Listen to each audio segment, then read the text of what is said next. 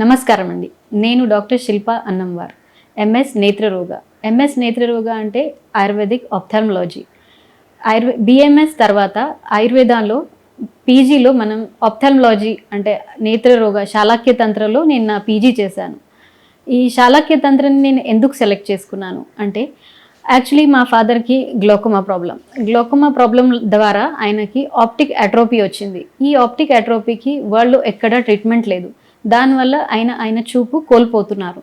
ఇది చూసి నేను బాగా టెన్షన్లో వచ్చాను. దాని తర్వాత నేను సెర్చ్ చేశాను. నాకు ఇలా తెలిసిందంటే ఆయుర్వేదంలో దీంట్లో ఆప్టిక్ అట్రోపీకి ట్రీట్మెంట్ ఉంది అని. ఈ ఒక్క విషయం ద్వారానే నేను ఆయుర్వేదంలో ఆప్థాల్మాలజీలోనే పీజీ చేయాలని డిసైడ్ చేశాను. దీని ద్వారా ఏమైంది అంటే, ఆయుర్వేదిక్ ట్రీట్మెంట్ ద్వారానే నేను మా డాడీకి ట్రీట్మెంట్ చేసి ఆయన ప్రాబ్లమ్ని నయం చేశాను. ఇప్పుడు ఆయన బాగా చూడగలుగుతున్నారు. దీంతోపాటు సర్వేంద్రియానం నయనం ప్రధానం, ఇది మనందరికీ తెలిసిందే. ఈ ఒక్క మోటోతో కూడా నేను ఆయుర్వేదంలోనే ఆప్థాల్మాలజీలో స్పెషల్లీ పీజీ చేశాను. ఇప్పుడు ఎన్నో డిసీజెస్ ఉన్నాయి, వీటికి యాక్చువల్లీ అలోపతిలో మరియు వేరే ప్యాథీలో కూడా ట్రీట్మెంట్ లేదు. దీంట్లో మనం స్పెషల్గా చూస్తుంటే ఇప్పుడు రేచిక్కటి లాంటి ప్రాబ్లం మన అందరికీ తెలిసిందే. రేచిక్కటిలో ఆల్ ఓవర్ ద వరల్డ్ ఎక్కడా ట్రీట్మెంట్ లేదు, కానీ ఆయుర్వేదంలో మనం దీనికి ట్రీట్మెంట్ చేస్తున్నాము. ఆ ట్రీట్మెంట్ ద్వారా నేను ఎన్నో పేషెంట్స్ని నయం చేశాను. దీంతోపాటు ఇప్పుడు నేను చెప్పినట్టే గ్లోకోమటస్ ఆప్టిక్ అట్రోపీ దీంతోపాటు ఎన్నో ఆప్టిక్ అట్రోపీలు ఉన్నాయి, దానికి కూడా ట్రీట్మెంట్ లేదు. మరియు ఏజ్ వల్ల వచ్చే ప్రాబ్లమ్స్కి కూడా అలోపతిలో లేదా వేరే ప్యాథీలో కూడా ట్రీట్మెంట్ లేదు. వీటన్నిటికీ మనం ఆయుర్వేదంని ద్వారా ట్రీట్ చేస్తున్నాము.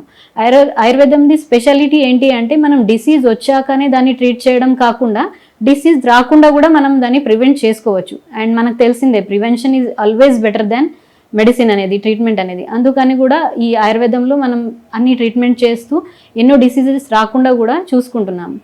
ఇప్పుడు మనం మన డే టు డే లైఫ్లో కూడా చూస్తున్నాము, డయాబెటీస్ లాంటి ఎన్నో సమస్యలు ఉన్నాయి. వాటికి ఏజ్తో సంబంధం లేకుండా పోతుంది. ఏ ఏజ్లో అయినా డయాబెటీస్ వస్తుంది. మరి ఇంత చిన్న ఏజ్ నుంచి కూడా మెడిసిన్ వాడడం కరెక్టేనా, అలోపతి మెడిసిన్ స్పెషల్గా వాడడం కరెక్టేనా అనేది ఎందరికో క్వశ్చన్ ఉంది. వీటిలో మనం చూస్తే ఇప్పుడు ఆయుర్వేదం ద్వారా మనం మన లైఫ్ స్టైల్ మోడిఫికేషన్ చేసుకున్నాం అనుకోండి, అంటే ఆయుర్వేదిక్ దినచర్య, ఋతుచర్య అని అంటారు. ఇలాంటివి మనం పాటించామనుకోండి, మనకి ఒకవేళ ఎర్లీ ఏజ్లో డిసీజ్ వచ్చినా కూడా దానికి మనం ఫ్యూచర్లో మెడిసిన్ లేకుండా మన day to day life style modification చేస్తూనే దానికి మనం ట్రీట్మెంట్ ఇచ్చుకోవచ్చు. మళ్ళీ మనం ఇప్పుడు చూస్తున్నాము ఈ క్యాటరాక్ట్ లాంటి సమస్యలు.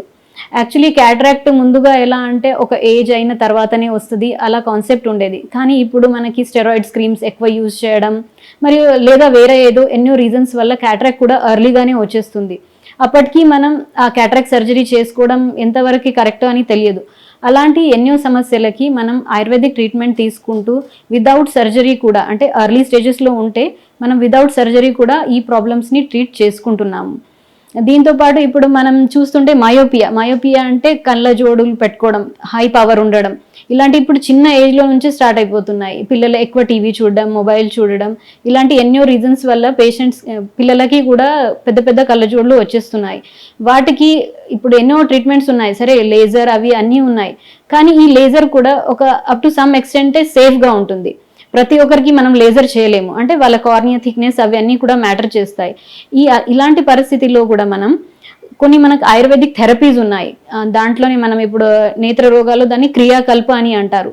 ఈ క్రియాకల్ప అవి చేసుకుంటే కూడా ఆ పవర్ అనేది కూడా రిడ్యూస్ చేసుకోవచ్చు. మనం ఫర్దర్గా పవర్ ప్రోగ్రెస్ కాకుండా కూడా మనం చేసుకోవచ్చు. అండ్ సర్జరీ ఎన్నో కేసెస్లో కూడా సర్జరీ కూడా మనం అవాయిడ్ చేసుకోవచ్చు. ఇలాగే ఇప్పుడు మనం చూస్తే ఇప్పుడు పిల్లలు బాగా సేపు ఫోన్ చూస్తున్నారు. ఆ ఫోన్ చూడడం వల్ల కూడా వాళ్ళకి కంట్లోకి ప్రాబ్లమ్స్ వచ్చి మయోపియా లాంటి ప్రాబ్లమ్స్ కూడా క్రియేట్ అవుతున్నాయి. ఈవెన్ స్మార్ట్ ఫోన్ సిండ్రోమ్ లాంటివి కూడా ఎన్నో ప్రాబ్లమ్స్ వస్తున్నాయి. వీటన్నిటికీ కూడా మనము ఒకటిది పిల్లలకి సరైన ఆయుర్వేదిక్ మెడిసిన్ ఇస్తూ మనం వాళ్ళ కంటిని ప్రొటెక్ట్ చేసుకోవచ్చు. ఆయుర్వేదిక్ థెరపీస్ చేస్తూ కంటిని ప్రొటెక్ట్ చేసుకోవచ్చు. దీంతోపాటు మనం పిల్లలకి ఇప్పుడు చెప్పేటప్పటికి పిల్లలకైతే అసలు ఫోన్ ఇవ్వద్దు. నేను చెప్తాను, అసలు ఫోన్ ఇవ్వద్దు. ఎందుకంటే మనం బేసికలీ ఫుడ్ తినిపించేటప్పుడు అప్పుడు వాళ్ళకి ఫోన్ అంటే ఎంగేజ్ చేస్తూ వాళ్ళని మనం ఫీడ్ చేస్తున్నాము. అలాంటి టైంలో మనం ఏదైతే ఫుడ్ వాళ్ళకి పెడుతున్నామో ఆ ఫుడ్ వాళ్ళ బ్రెయిన్కి తెలియదు, వాళ్ళ బ్రెయిన్ వేరే చోట ఎంగేజ్ అయ్యి ఉంది. అలాంటి టైంలో మనం ఫీడింగ్ చేస్తున్నాము, అయితే వాళ్ళకి సటైటీ అంటే ఫీలింగ్ ఫుల్ అయినట్టు కూడా ఆ ఫీలింగ్ కూడా బ్రెయిన్ నుంచి వాళ్ళకి రావట్లేదు. ఏదో మనం తినబెడుతున్నాము, వాళ్ళు తింటున్నారు, ఇలాంటి ఎన్నో జరుగుతున్నాయి. నేనేదే చెప్తాను, అసలు పిల్లలకి ఫోన్ ఇవ్వకూడదు. మరి సరే, ఇప్పుడు ఎందరో ప్రొఫెషనల్స్ ఉన్నారు, వాళ్ళకైతే ఫోన్ చూడాల్సిందే. ఇప్పుడు ఐటీ ప్రొఫెషనల్స్కి ఫోన్ చూడడం, స్క్రీన్ చూడడం ఇది కంపల్సరీ, అంటే వాళ్ళ వర్క్ కోసం వాళ్ళు చూడాల్సిందే. అలాంటి కేసులో మనం ఏంటంటే ఒక 20 minutes మీరు ఫోన్ ఆర్ స్క్రీన్ చూస్తున్నారు అంటే ఒక 20 seconds వరకు రెస్ట్ ఇవ్వడం, అంటే లేదా ఒక 20 feet ఏదైనా ఆబ్జెక్ట్ అబ్జర్వ్ చేయడము, మళ్ళీ మనం బ్యాక్ టు వర్క్, ఇలా ఒక 20-20 రూల్ ఉంటుంది. 20 minutes చూస్తున్నారు, 20 seconds రెస్ట్ ఇవ్వడం, లేదా 20 feet వరకు ఆబ్జెక్ట్ని అబ్జర్వ్ చేయడం. ఇలాంటి మనం ఎన్నో చర్యలు చేస్తూ మన స్క్రీన్ టైమింగ్ అనేది తక్కువ చేస్తూ మన ఐస్ని ప్రొటెక్ట్ చేసుకోవచ్చు.